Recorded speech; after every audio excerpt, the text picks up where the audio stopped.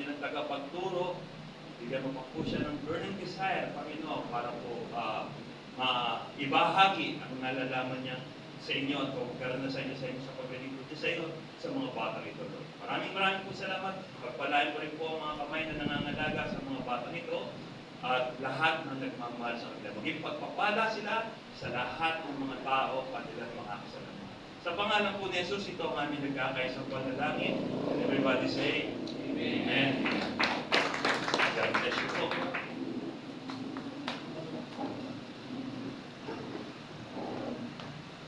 Praise the Lord. Magandang umaga pong muli sa ating lahat. Tuloy po tayo sa ating topic, self-control for this month. At sa ating pong araw-araw na buhay, iba-iba na i-encounter natin. Siguro, umabot tayo sa ganitong edad, nakaranas na rin tayo ng maging masaya, maging masigla ang ating katawan, naranasan na rin natin maging malungkot. Naranasan na rin natin ng minsan tayo ay nagagalit. Naranasan na rin po na minsan tayo ay nagkakaroon ng sama ng loob sa ating damdamin. O minsan, ito po, naranasan din po natin minsan na tayo ay napagpipintangan sa isang bagay na minsan hindi natin nagagawa. Because what we encounter daily is what makes our hearts contain of. Kung ano ang nararanasan natin sa pang-araw-araw natin buhay, yun ang nilalaman ng ating mga puso. Kapag tayo ay masaya, di po ba? Because sabi sa the Bible tell us that in Matthew chapter 12 verse 34, for the mouth speaks what the heart is full of. Sa King James Version sabi po, out of the abundance of the heart, the mouth speaks. Yan po, kung anong nilalaman ng ating mga puso, siyang ibinibigkas ng ating mga labi.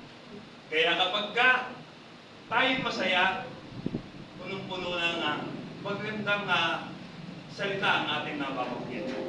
Kapag tayo masaya, ang lumalabas madalas sa ating sinasabi ay papuri, pasasalamat, or even blessings.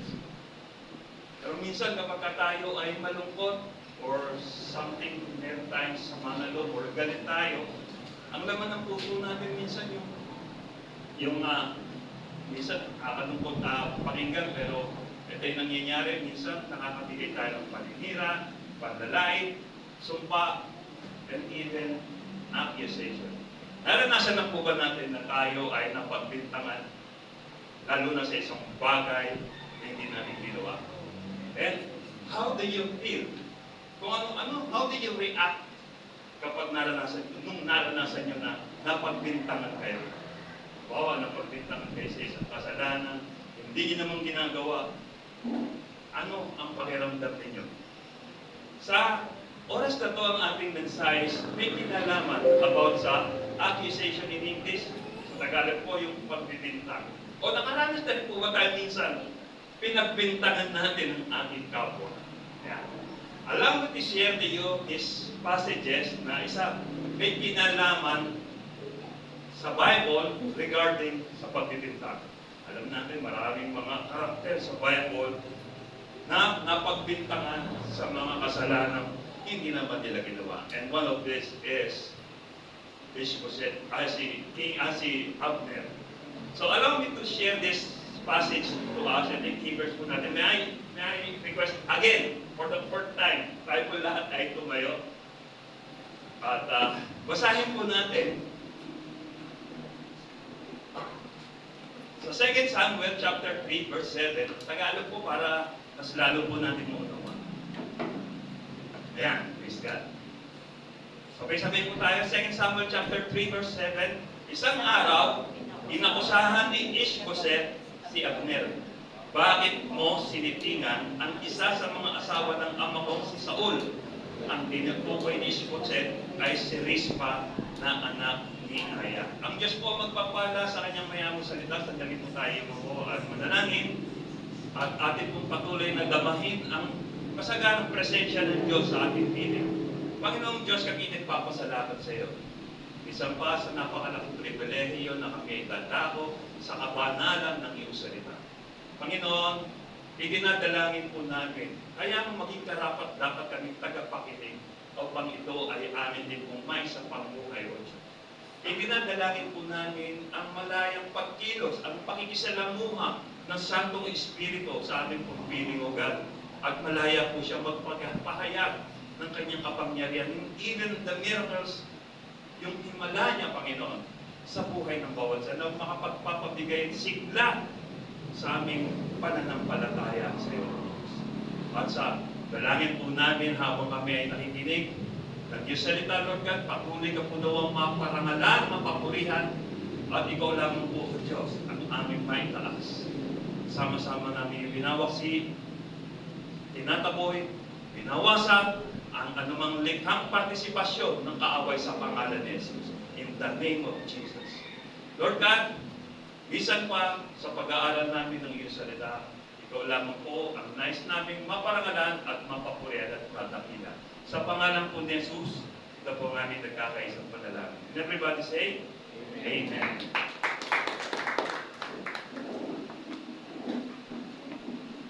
Praise the Lord. Sa ating pong topic, hindi ko po na-introduce ang ating title. Nilagyan ko po ng title, Self-Control in Uttering Words. Isa po sa ating pong pagsasalita, hindi natin namamalayan na ang sinasalita pala natin ay hindi yun ang laman ng ating iniisip. Nangyayari rin po kasi sa amin. Minsan, masasabi natin, slip of the tongue, di ba? Minsan, meron kang gustong sabihin, pero nauna yung labi mo na bigkasin, pero hindi appropriate hindi akma sa sitwasyon na ng pag-uusapan po. Kaya sabi po, kinakailangan natin makontrol. Kinakailangan natin na bigyan ng pagpipigil ang ating mga sasabihin.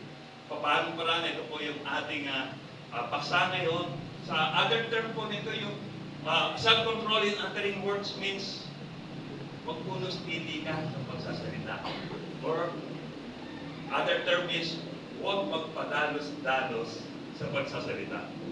Sabi natin kanina, what we encounter daily is what makes our heart contain mo. Kung ang nakikita natin, nararanasan natin araw-araw, yun ang nilalaman ng ating puso.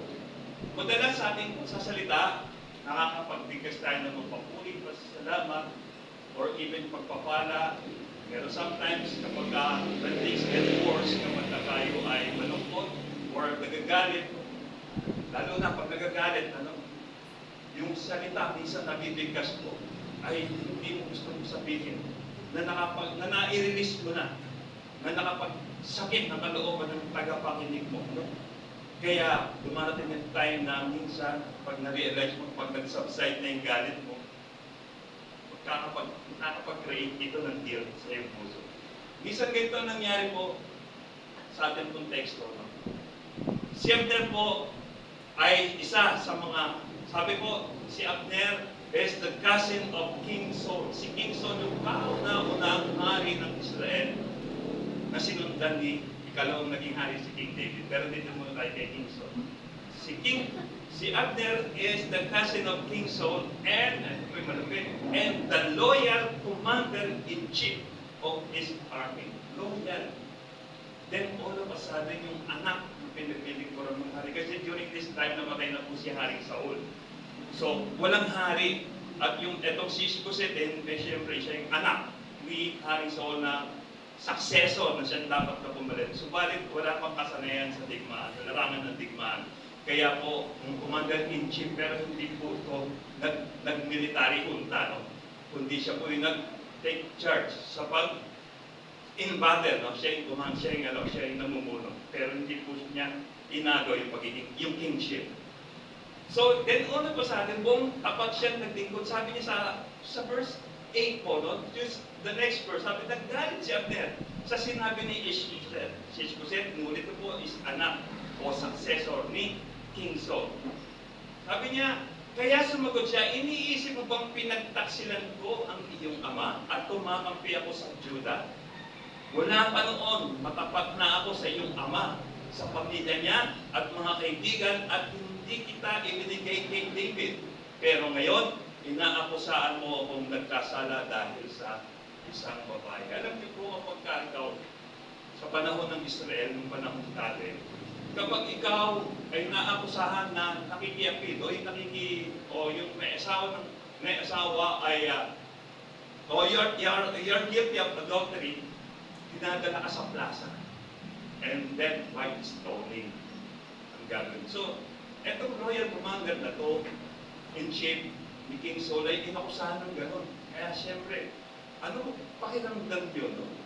Nagtatapat kayo sa isang tao o sa isang gawain o sa Panginoon, and then bigla inakusahan kayo ng napakabigat na kasalanan na hindi niyo naman ginawa. How do you feel? Ito po, katulad niyo rin po ba si Abner, yung loyal commander-in-chief ni Saul, na magiging magagalit din po ba kayo? Alam niyo po ang ginawa niya, alam ni Abner during that time na talagang si David na talaga ang pinahiran ng Diyos para maging second king at wala sa lahi ni Saul. Kaya lang po ginawa, siyempre, kapag ikaw ay pinagpintangan ng isang bagay na hindi ginagawa, makikita natin na wala may tiwala sa iyo ng tao. Balikan po natin, introduction po natin, we are given freedom. Binigyan tayo ng Diyos ng kalayaan. Freedom of expression, malayang pamamahayag, freedom of the press, ipagpapahayag ng mga gusto mong sabihin, ng buong kalayaan, and freedom to speak. Dito po sa freedom to speak, sometimes tayo po ay nakakagawa ng mabuti, pero minsan nakakalungkot isipin, nakakagawa rin tayo ng hindi mabuti ng masama. Balikan po natin yung upang mapatunayan ang bintang, sabi, katibayan ay dapat ilahat. Kasi ano ba yung katibayan ni Ishbosheth na talagang sinipingan ni Abner, yung isa sa mga asawa ng kanyang ama? Wala eh. Kasi sabi, resulta ng bintang ay kawalan ng tiwala. Totoo yun. Kasi wala ka ng tiwala sa tao ito. At the same time, ano makikreate sa taong binibintangan? Siyempre, ramdam niya na kung tao ko na naniwala sa akin. Ano ba ang saysay ng pamamalagi ko sa kanya? Kaya, si Abner ay nakipagkaisa kay David para yung kanyang loyalty ay ibigay doon kay David. Sapagkat alam niya talaga si David ang next na king. Dahil sa maling pagbibintang, marami ang napapahamak, nagdurusa, minsan napukulong, nasisira, namamatay, at nagkakahiwalay. Dahil sa maling pagbibintang. Katulad po nito, nagkahiwalay po, umiwalay na po si Abner sa loyalty niya rin sa anak ni King Saul dahil sa maling pagbibintang. Sabi po sa Luke chapter 6 verse 37, do not judge. Kasi nawasgahan po siya eh. Na, alam niyo po ba na ang pagbibintang ay isang uri ng pag-uusgan? So sabi po sa Luke chapter 6 verse 37, sabi, do not judge and you will not be judged. Do not condemn and you will not be condemned. Forgive and you will be forgiven. Minsan hindi natin napapalayan na magbigay na rin tayo ng judgment sa ating kapwa. Mas lalo mo sa nakakalungkot minsan sa ating mga kapatiran na magbigay tayo ng judgment na hindi natin namamalayan. Pero sabi ng Lord eh, bakit hindi ka husgahan? Husga. So kung si Ishbosheth husgahan niya, ang loyal commander-in-chief nila, na sinipingan daw yung isa sa mga asawa ng kanyang ama. Because falsely accusation have the power to destroy another person. So, sa tingin niyo po ba, kayo ay napagbintangan sa isang kasalanan, hindi niya naman ginagawa. Ano makakapag-create nito? Sabi, it has the power to destroy another person. Gusto ko lang po bigyan kayo ng isang illustration. Minsan, sa isang lugar, sa isang pamayanan, nakapagbigkas yung isang matanda nung dumating ng isang lalaki. Sabi niya, binulong niya lang yun. May nakarinig. At yung nakarinig na yun, ipinamalita sa buong pamayanan na yung lalaking dumaan ay isang pagnanakaw. Nagkaroon ng investigation, hinuli ng pulis ang pinamamalitang pagnanakaw. At doon, nakulong siya. Sa pagsisiyasan ng mga pulis, napatunayan ang pinagbibintangan ng magnanakaw ay hindi naman pala tunay na magnanakaw. At dahil sa likhang kahihiyan, siyempre, napagbintangan siya. Sa likhang kahihiyan, nag-counter-demanda siya. E dinimanda niya, yung nagpakalat ng maling balita against him. Alam niyo po ginawa? Yung lalaking bumulong na yon ay tinawag ng sosgado at inakusahan. Humingi siya ng tawad sa harapan ng sosgado sa judge. Subalit sabi ng judge sa kanya, lahat ng ginawa mong mali sa lalaking yun, na pinamalita mong magnanakaw, isulat mo sa isang papel.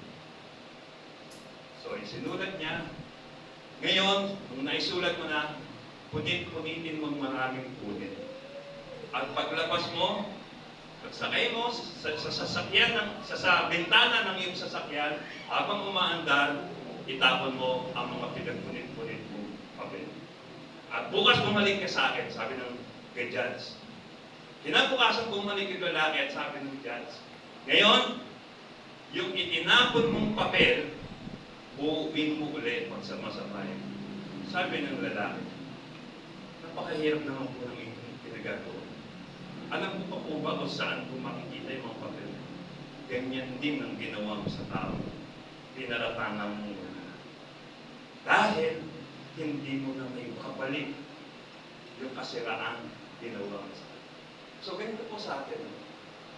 Falsely accusation have the power to destroy another person. Because simple words can destroy the honor, yung karangalan, reputation, and credibility of a person. That a person cannot able to fix it. Di ba? Hindi, ang lakas magsira ng kredibilidad, karangalan ng isang tao, at ng reputasyon ng isang tao, yung pagbibigay mo ng maling balita. Ito po yung isang nakita ko po na. When a feet slips, it can recover balance. Kapag kahit pa natin nadulas, makaka-recover pa ng balance mo eh. Hindi po ba naranasan niya ng madulas? Pero ang another feet mo, na-recover yung balance. Still yung balance. Pero, but when the tongue slips, you can never recover your words. Hindi mo ba maligid? Nasabi mo na. Kaya sabi, mag-iingat tayo sa ating mga sinasabi because it can also destroy a person. At kapag nasira na yung tao, hindi mo magpapalitin. Nasabi mo na. Sumisira din ito ng magandang samahan.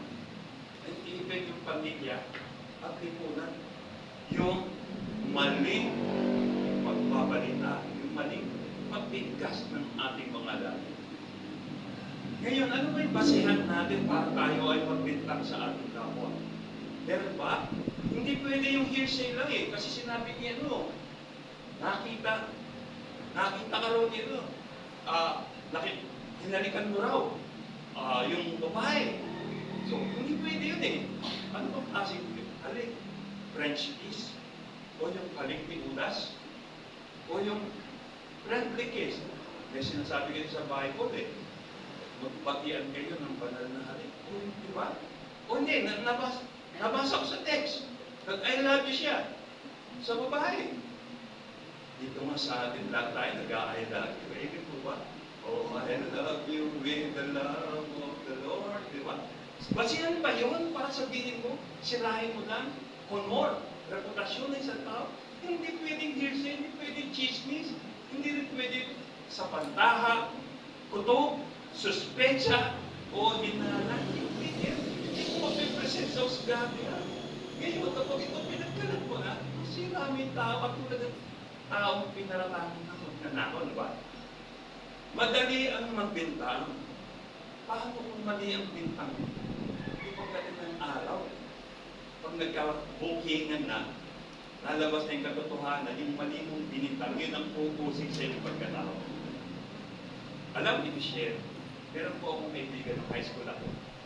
Ako po'y naparatangan niya na ang paratang niya sa akin is sinunod ko daw siya. Kaibigan ko po. Sinunod ko raw po siya sa girlfriend niya. Girlfriend niya kasi kaibigan. At dahil nachichismis din, dahil nabagin tayo sa kanya na ako na raw yung boyfriend ng girlfriend niya.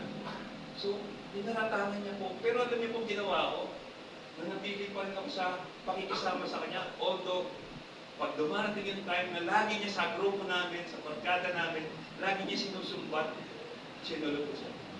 For more than 35 years, huwag na lang dumating yung Facebook. Nung dumating ang Facebook, yung babae na involved na yun, naging friend ko at pinaliwanag ang katotohanan. 35 years ako inusik na gano'n. Hindi ako umalis sa kanya. Pinatunayan ko sa kanya na iba na yung inalag. Pero, nandun eh, nanghawakan niya. Pero nung dumating, salamat sa Facebook, ay paliwanag yung diba? Ito ngayon ang ano, in return. Dahil sa nangyaring yun, nalaman niya yung totoo, nakapag-create ngayon ito ng guilt sa kanya. Siyempre, ilang taon na inusik, sinabihan yung maling paratan, pagdating lumabas yung katotohanan, siya ngayon ang nagkaroon ng guilty feelings. Kaya lang, nakakalungkot isipin ko, ginawa na po siya ni Lord niya. Wala na po siya. Ngayon ito, Jesus Himself was falsely accused. Ako ginong-isip natin, madali ang magbintang. Paano kung mali ang bintang? Even Jesus Christ Himself was falsely accused. Inakusahan siya. Ano ba yung bintang ni Jesus Christ? Inaalihan ng demonyo. Lasingger. Tapos sa glutons. Tapos pinagbintangan din siya ng treasury, yung pagtataksil sa bansang Romano. Ang daming mga inakusa kay Jesus Christ. Ano pong ginawa ni Jesus Christ? Pinagtanggol niya pa sarili. Sabi nga ni Pontius Pilate, hindi naman lang ba yung pagtatanggol ng iyong sarili? Nanatiling tahimik ang Panginoon.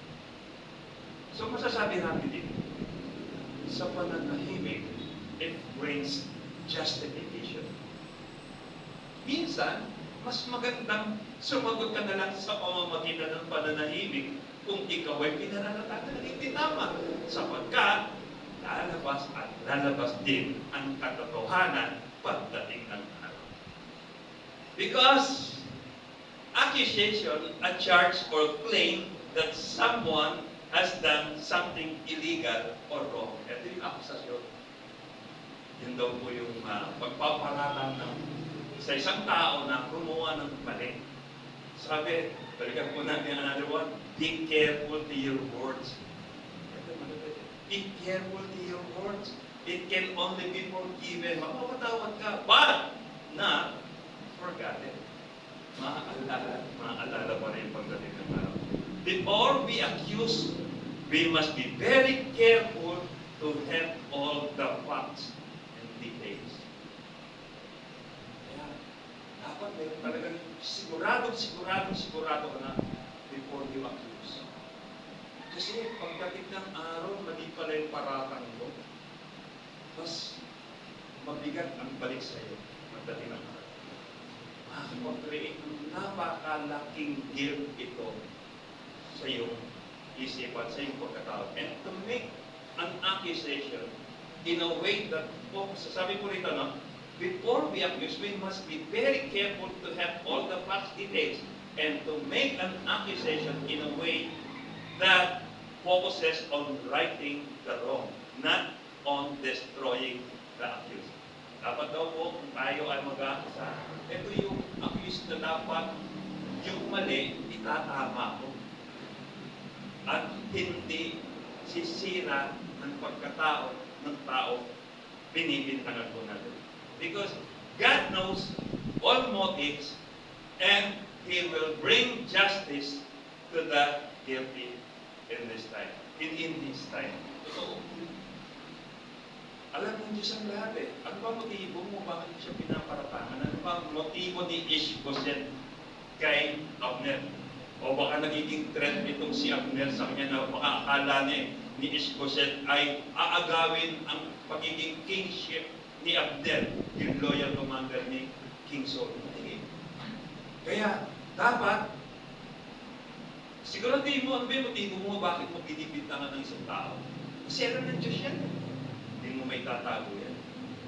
Kaya sabi po lang sa Kawikaan, chapter 17, verse 27, mag-ingat sa pagsasalita. Ang taong marunong at nakakaunawa ay maingat magsalita at hindi padalos na. Minsan alam niyo po pagka tayo'y galit na tayo. Wala tayong pakialam sa damdamin na makakarinig. Sasasabihin natin kung ano gusto natin sabihin. Pero sabi dito, huwag ka rin magpadalos ka. Mag-ingat kasi. Because the word is spoken against them will bring guilt to your mind pagdating ng araw. Kaya sabi, totoo eh. Kasi naranasan na po ng ng sumulat eh. Kaya sabi niya, mag-ingat sa pagsasalita. Sa mga ngaral ng Kabanata 5, Talatang 3, kung paanong madaling managinip kapag maraming alalahanin, madali ring makapagsalita ng kamangmangan kung padalos-dalos ka sa iyong pagsasalita. Totoo yun. Kapag padalos-dalos ka sa salita mo, kung ano-ano ang sinasabi mo, pero nakakalupot isipin, kamangmangan pa lang laman. Sa Kawikaan Kabanata 10, Talatang 1, ang taong masalita ay madaling magkasala. Kaya nang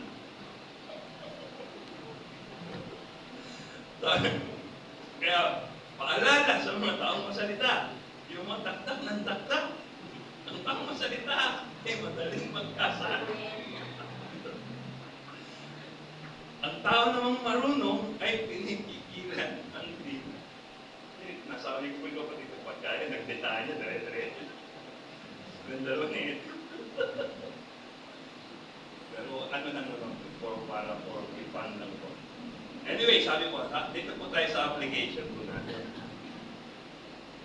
Those who follow Jesus and expect to be unjustly accused. Sino po ba'y sumusunod kay Kristo rito? Lahat tayo. Lahat tayo na sumusunod kay Kristo, ihanda nyo na sarili nyo. Dahil darating yung araw, aakusahan, pagpipintangan din kayo ng mga bagay na hindi nyo ginawa. Ano po ba nangyari sa mga apostol? Paano sila namatay? Paano sila inusgahan? Di ba? Inakusahan sila ng mga maling pagpipintang to the point na ang punishment ay kamatayan. So sabi rito those who follow Jesus can expect to be unjustly accused. Yung walang katarungan na mapipintang sila. Because we live in the midst of spiritual warfare. Ayaw ngayon, ang labanan natin, hindi physical. Minsan naman, meron tayong kalaban, spiritual. Spiritual rin. Alam ko po ang ginagawa ko, buyo yan ng buyo, bulong ng bulong to deceive us. Ginagamit niya yung ating kalayaan para makagawa tayo ng bagay na against sa kalooban ng Panginoon. Huwag burahin mga kabutihang nagawa ng isang tao dahil sa isang pagkakamali. Gusto ko lang po i-share sa inyo, no? Minsan, another illustration lang po. Minsan meron isang naglilingkod sa hari, o meron isang hari na talagang kapag ka meron siya mga tauhan na nagkakamali, kasi may alaga siyang maraming aso na mababangis. Kapag nagkamali ang isa sa mga tauhan niya, alam niyo po ginagawa ng hari na ito, pinapalapa sa mga aso. Dumating yung isang pangyayari na isa sa pinakamatapat niyang tagapaglingkod na nagsilbi sa kanyang almost 10 years ng buong katapatan ay nagkamali. Nagkamali lang to. At ngayon, dahil sa meron siyang isang salita yung hari, pinadala siya para sa kulungan ng mga aso. Sabi pa, mahal na hari, 10 taon ako naging matapat na naglingkod sa inyo. Bigyan niyo pa ako ng 10 araw at na kung saan ako mag-aalaga ng mga aso ninyo. Binigyan siya 10 araw. Alam niyo po yung tagapag-alaga ng sa 10 araw yung tagapag-alaga ng aso in charge. Sabi niya, ako na magpapakain sa mga aso. So sa 10 araw na yon na pagpapakain niya sa aso, nakilala siya ng mga aso. Kaya dumating yung 10 araw na judgment, ipapalapa na siya sa aso. Yung mga aso, hindi siya nila. Bakit? Kasi yung loyalty ng aso napunta doon sa nagpakain. Nako niya po yung istorya. Ngayon sabi, feed a dog for 10 days, it will remember you for 10 years. But, feed a man for 30 years, he will forget you in 3 days. Nakakalimutan na natin eh. Buti pa yung aso, sa 10 araw na ginawa ng kabutihan, hindi ka nalimutan for 10 years. Ito nga sabi nito, 10 years ako nagtrabaho sa iyo, sa pagkakamali ko, hindi mo na naalala yung mabuti kong ginawa sa loob na 10 taon. Sabi, huwag burahin mga kabutihan na gawa ng isang tao dahil sa isang pagkakamali. Lahat tayo nagkakamali, mga kapatid. Hindi na tayo perfecto na talagang lahat ay puro tama ang ginagawa. Nagkakamali rin tayo. Issue ito, kung nagkamali ang yung kapwa, bakit ito ang patawad? Alalahanin mo pa rin yung mabuti niya ito. Ilang years silang nagsama sa maling pagbibigtak. Ilang na ba yun para magkahiwalay?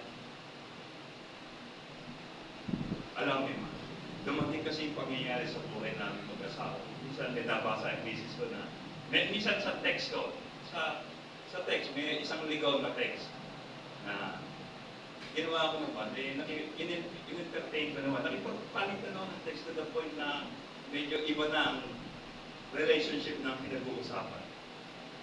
At nabasa ng misis ko, galit na galit ang misis ko sa text. At ngayon sabi ko, para mawala yung galit niya, mapatunayan, hindi na po ako pinagparapan sa akin. Iniwan ko sa kanya yung cellphone doon. Sa buong maghapon, ikaw makipag-usap niya sa tao. At ako yung malis, nagtrabaho, pagbalik ko sa bahay, tinanong ko, ano nangyari. Napatunayan niya na tama at hindi totoo yung kinaakusa sa akin. So, ganun po. Isang pagkakamali.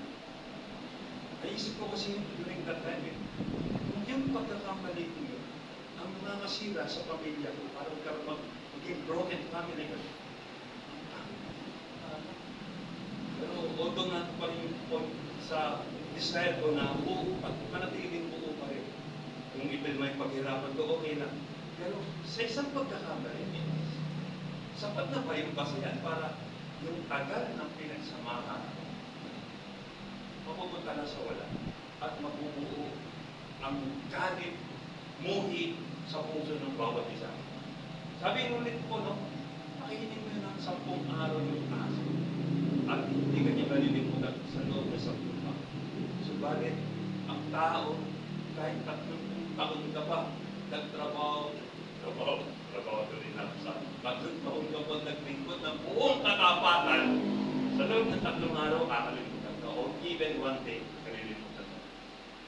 We are called to testify the goodness of God through His power and grace. Tinawag tayo natin Diyos para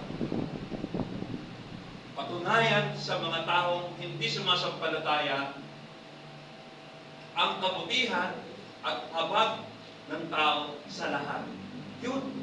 Kaya lang, at ito nga po, kaya Binigyan tayo ng Diyos ng individual testimony paano tayo nakakilala sa Panginoon. Kung paano tayo nakakilala sa Panginoon, yun yung kapahayagan ng kapangyarihan ng Diyos sa atin. Na dati tayong masama, ginawa na tayong mabuti. Na dati tayong salbahe, pinapaging banal niya tayo. Yun ang ipapatotoo natin, isi-share natin sa mga tao na kapangyarihan ng Diyos. To share our testimony. We are called to testify the goodness of God through His power and mercy. Our testimony is the evidence of God's love for us. Di ba? Tama po ba yan? Ano yung testimony niyo? Paano pa kayo pinalo ng Diyos? Yan yung ebidensya ng pag-ibig ng Diyos sa atin. Kasi, kung hindi tayo mahal ng Diyos, hayaan niya na lang tayo sa mga ginagawa natin hanggang sa magpakay. Hayaan niya na lang yung demonyo na lagi tayong dinedengoy din natin. Pero hindi, dahil mahal niya tayo, lagi siyang nagpapaalala sa atin. Binibigay niya ang pinararamdam niya sa atin ang pagmamahal niya. Because Satan will not stop to try to hurt our testimony. Lagi ginagawa ng demonyo sa atin. Sinisira niya ang testimony niya. Para pagdating ng araw, ang may testify mo, hindi ka naman nanatili sa kamay ng Panginoon. Wala. Ano yung testify mo? Na goodness of God, hindi ko naman in-implement yung goodness of God. Di ba? Kaya, work ni Satan sa buhay natin is to ruin our testimony, sirain ang testimony natin. Kaya sabi ng Lord sa atin, be watchful. Be on our watch always. Kasi our character, sabi niya, our testimony, sabi, Satan will not stop to hurt our testimony and destroy our character so that we will be ineffective witnesses for our faith. Gusto niya tayong hindi maging epektibong witness sa mga unbeliever.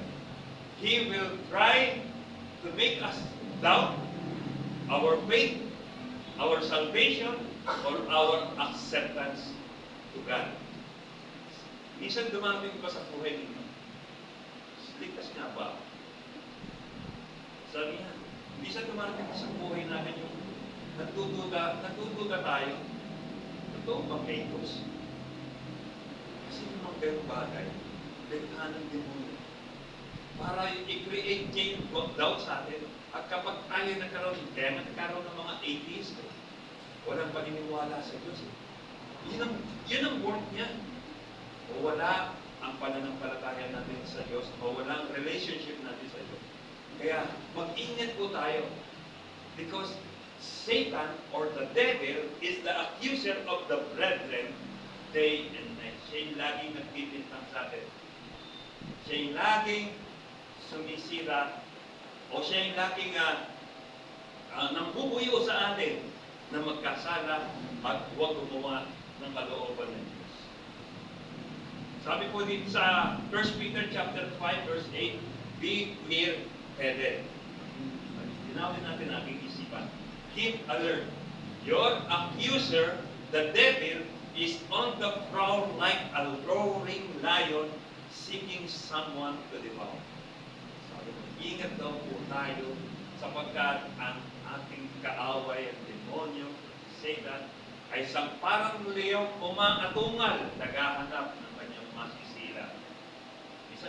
Kaya umaatungal yun kasi minsan naninintak siya sa atin. Nisindak niya tayo para matakot tayo sa kanya. Pag natakot tayo sa kanya, ay masusunod natin kung anong gusto niya. Pero hindi, sabi niya.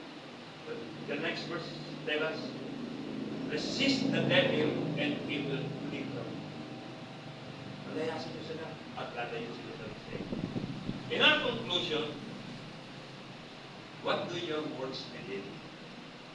Ano ba yung ipinapahayag ng mga labi ninyo?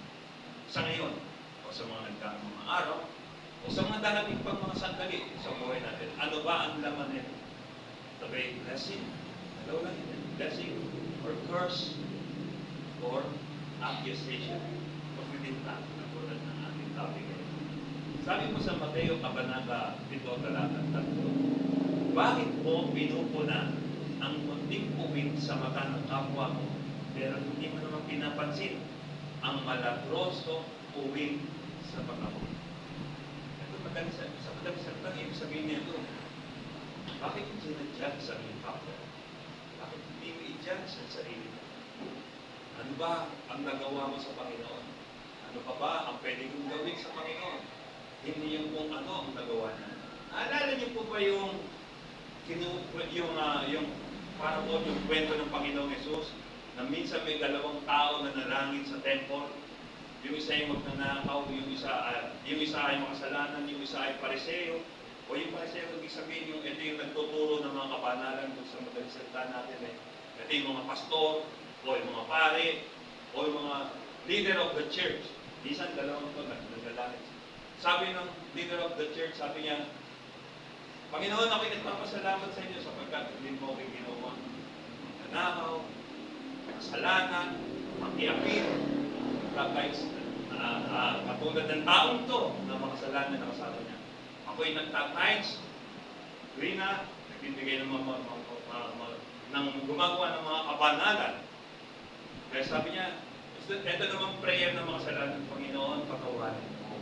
Hindi, karapat dapat, subalit, humihingi ako ng tawad. Nagsisisi. Sa tingin ninyo, sabi ng Panginoon Jesus, sino sa kanila ang diniling ang panalangin nila ng Diyos? Di ba? Yung nagpapakumbaba o yung nagmamataas.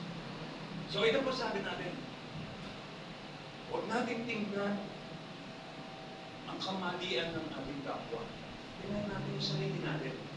Ano ba yung mabuting ginawa ko sa harapan ng Panginoon? Kasi minsan, kapag tinignan natin ang kamalian ng ating kapwa, baka dumating din yung time, mahawarin tayo sa kamalian. Hindi natin namamalayan yun. Hindi natin napapansin. Pero kung titignan mo kung ano ang iyong sarili sa harapan ng salamin, at nakikita mo kung ano ang puwing sa iyong mata, maaalis mo, mapapagbutin mo ang iyong sarili. Sabi ko sa Santiago 1:26, kung may nag-aakalang siya ay religiyoso, pero hindi naman nagawang pigilan ang kanyang dila, walang silbi ang pagiging religiyoso niya at niloloko lang niya ang kanyang sarili. Pwede ka mag-gawin ng kapwa mo, okay lang.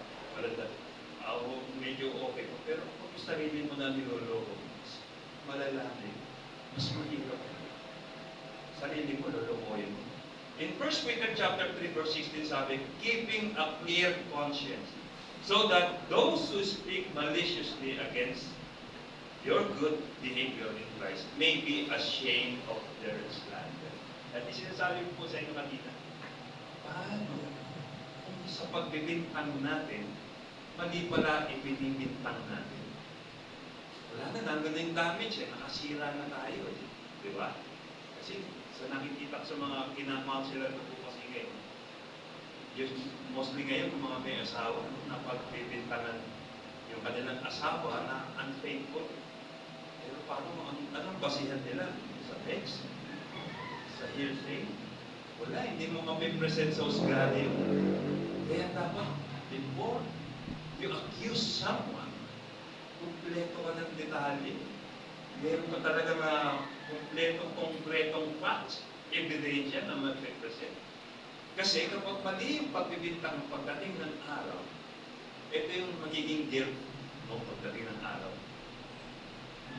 Kaya, mga kapatid, gusto ko lang pong i-share sa inyo yung Psalms chapter 19, verse 14 sa mga oras na ito. Sabi ko, may these words of my mouth and this meditation of my heart be pleasing in your sight, Lord, my rock and my redeemer. Naway maging kalugod-lugod sa inyo, O Diyos, Panginoon, ang aking iniisip at sinasabi. May I invite everyone na tayo po lahat ay tumayo. Hallelujah. Praise God.